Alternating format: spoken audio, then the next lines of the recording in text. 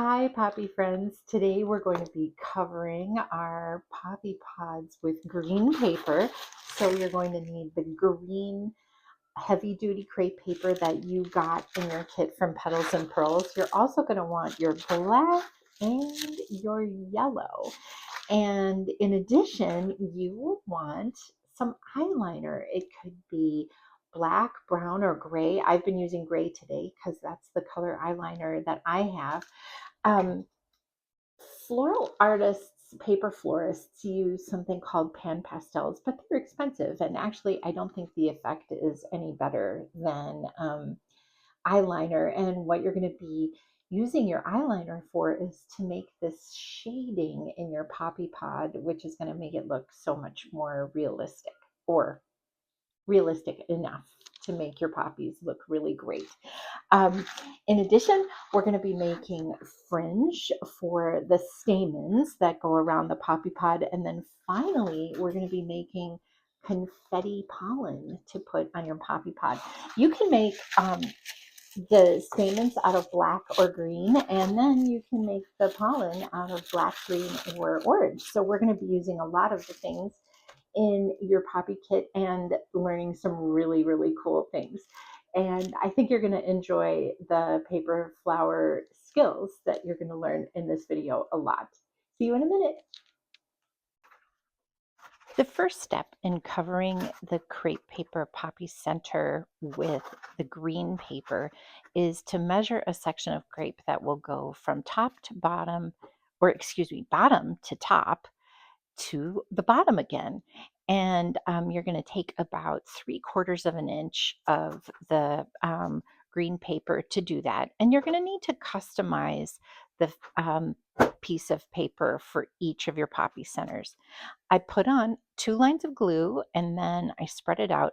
Then I'm going to spread the center of the paper out and then pull the paper from bottom over to the top to the bottom again. And this is going to cover the whole poppy center with green all in one step. What you're going to find is that you're going to need to pull and tuck parts of the paper toward the bottom to cover the poppy center neatly. And honestly, it doesn't have to be very neat because this part of the center isn't going to show at all in your final poppy. So as you'll see, it takes me a little while to pull and tuck the paper, and then I'm going to spend some time smoothing the green paper over the ridges. Afterwards, I'm going to apply the eyeliner. Different poppies put the shading in different places on the center. Icelandic poppies have little black fibers that go between the ridges of the center, and Oriental poppies and Shirley poppies have emphasis on the tops of the ridges. So either put your eyeliner between your ridges or on top. Then we're going to want to keep that shading in place and also make the center a little bit shiny. And tacky glue can do this for us. Just put a plop of tacky glue on top of the center and then smooth it down with your finger. Let's talk fringe. So to make the fringe, you're going to make a lot of vertical cuts in the paper and on a strip. And then we're going to spin the flower and wrap the strip around the center. So let me give you an above view of how to do that. Both the stamens and the confetti pollen rely on fringing. To make the stamens, you'll take 10 inches lengthwise of your black or your green, and then you're going to measure on your center from where it flattens out to about just at the bottom of your center. So now you're going to pay attention to the grain and you're going to cut along with the grain. You don't have to make hundreds of little cuts. What you're going to do is you're going to fold it up and then you're going to make your cuts at that point, which in effect will make hundreds of cuts for you, but you're going to be cutting through about 4 layers of the paper.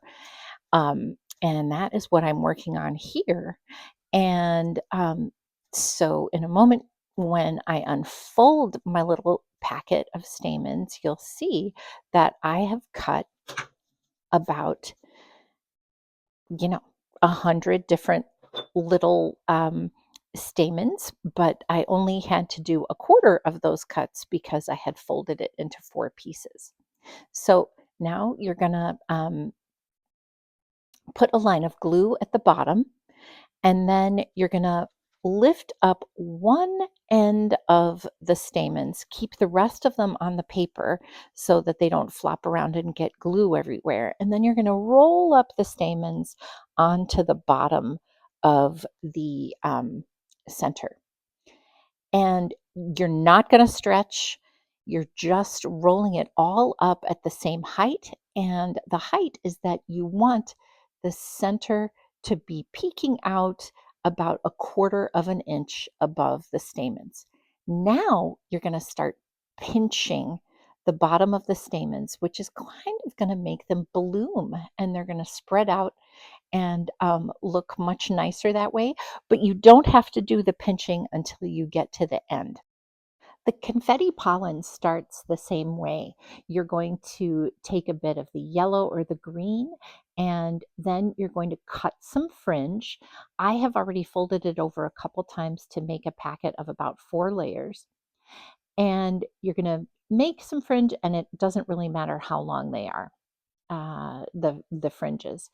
So I'm cutting about 3/4 of an inch here, and I'm being careful to make the cuts pretty tiny and even. Now you're going to flip your packet over and cut crosswise, in effect, making little tiny squares.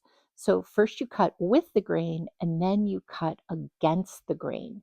And what you're going to see are these little tiny squares that you're going to be able to add to your center as pollen. It is so fun and cute to make this. And you can make a bunch of it for your flowers all at the same time, or you can go flower by flower, whatever works out for you. Afterwards, I like to look through my pollen, and if there's any long bits, I'll take them out.